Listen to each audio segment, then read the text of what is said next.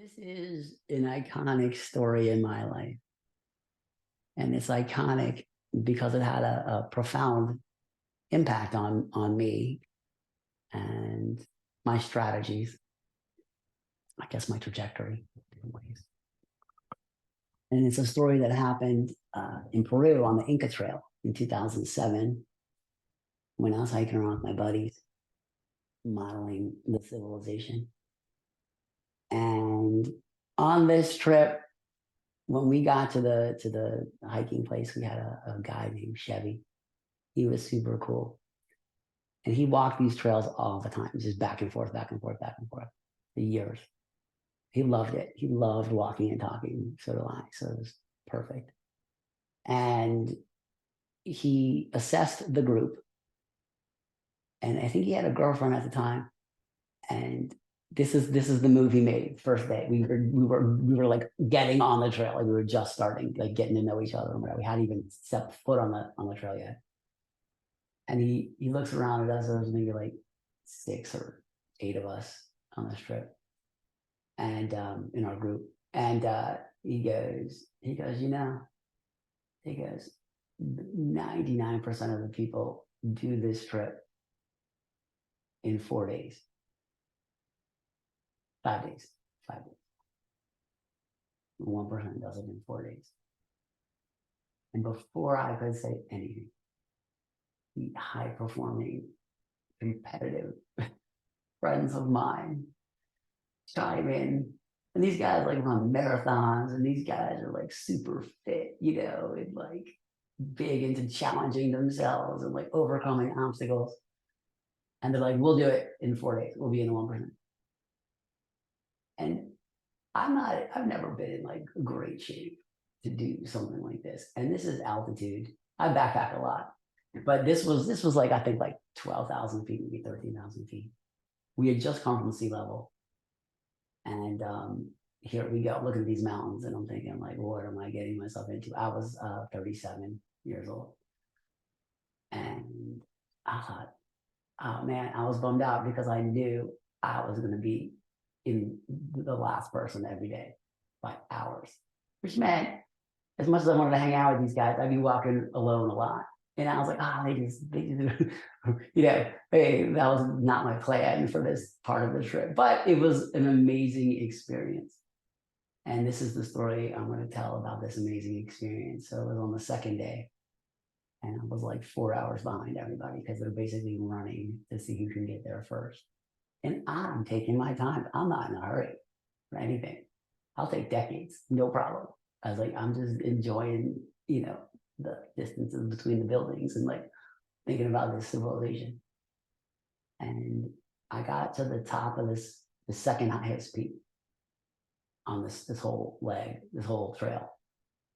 And there was, of course, a temple there, or a structure that would have been a temple, 500 years ago, whatever.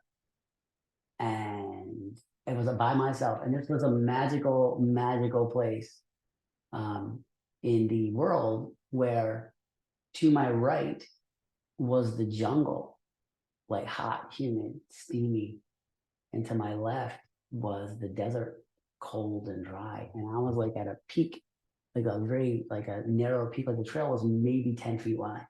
And I was like walking along this ridge line on top of this trail. And so I had jungle to the right, and I had desert, cold, dry deserts to the left. And I was high in the sky by 12, 13,000 feet next to this old building that I was imagining was a place where people would rest or sleep or get topped off on inspiration or whatever was going on in that building. And I was just trying to catch my breath because I couldn't breathe because I was out of breath from this strenuous hike to the top of this thing. Plus, there wasn't a lot of oxygen in the air. So I was just standing there, trying not to fall over. And I noticed that above my head, the clouds were forming. Like I was in the weather.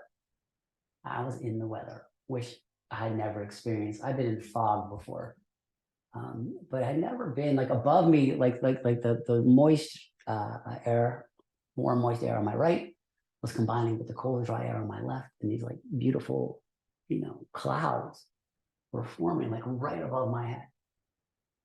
And it was beautiful. And I can sense the temperatures across my body in proportional models that I visualized. So I had my arms stretched out, and I thought to myself, this is going to be the time in my life where I feel the biggest temperature gradient of my entire life in air, is right now. There'll never be a bigger temperature differential in nature than me standing on top of this mountain and feeling, it was like I would say like a 8-degree difference between my left, finger and my right finger on this thing. It was at different times as it was shifting around, like the spread. And the humidity was completely different, and I could feel that too. And I was visualizing this proportional model across my body, like I always do. And it was beautiful. The music of weather I could see proportionally. And I was just standing there, swaying, just trying to not pass out and just visualizing these colors across my body, gradient. And I was thinking, as I'm standing there, about the Inca road system and how it was designed and how it was optimal in every way that I could see, based on the terrain I was covering and the distances between things and everything. It was optimal. It was the way I would have done it. And I started thinking about business, and I was thinking about email in particular. And back then, 2007, there were a lot of CCs like on email. Like you would email somebody, you get like on a CC like bomb chain where someone who didn't really know what they were supposed to be doing just CCs everybody, and then somebody replies all with like another like, oh, here's the answer, and you go back and forth for like 5 days of hundreds of CCs a day until what would have been like a 5-second phone call just took up like hours of people's headspace. And I was amused by this, and also was on the other side of that when I've done things just who knows, like the madness of trying to get stuff done sometimes. CC too many people, but you learn. And so I'm standing there on top of this mountain, and I'm imagining like this situation in business, and I was thinking about the Inca road system, and I was thinking, what if I made some software that when somebody hit reply all, the email went to a central place, and then just redistributed it just to the people that needed to know, the need to know, scenario of email. And I was like, that would be better. And then I was thinking, what would be the map of a business that covers marketing, sales, operations, HR, finance, admin, special projects, all the functions of creating value for the world, which is the exchange of time, effort, and risk that a person does for a reward of money. And then the trading of that money for products and services that person can't produce on their own. And that's part of the game of energy transfer that we're doing with money. It enables us to specialize. Like a brain surgeon doesn't have to also be a farmer. Okay, they can trade money for food, and everybody else is in that category too. And if you're a farmer, you trade money for equipment or fuel. We're all playing this game. So I was thinking, what would be like the map? Because I was thinking of the Inca road system, because I'd seen a map of it before I went, of all the trails. Like to see what connects to what. And I was like, what's the map of this in business? And I'm standing there and I was putting the pieces together, moving them around in my mind.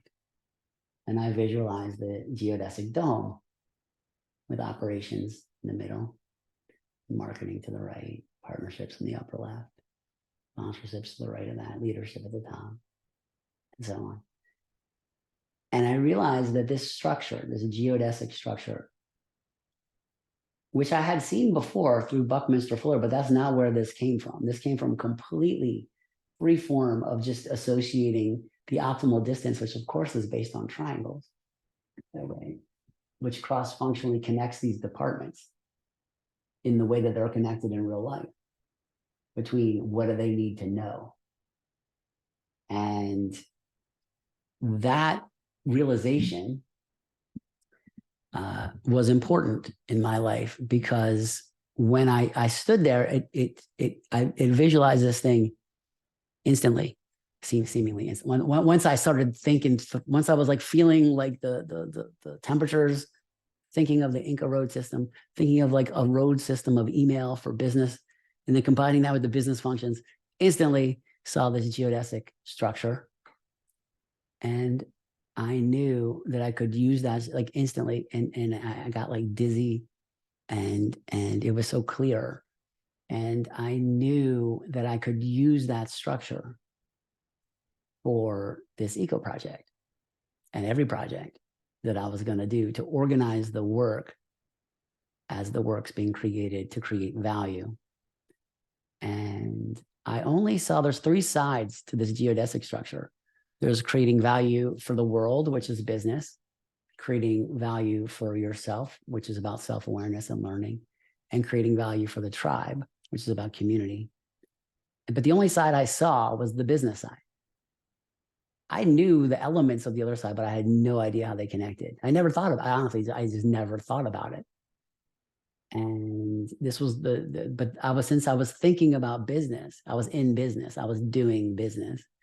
So I was modeling all aspects of business. And so I had all the elements and their relationships to each other in my mind in a different, completely different color-coded way. But I was able to reorganize it into this geodesic structure. And that became the basis of the strategy architecture for Project Honeylight.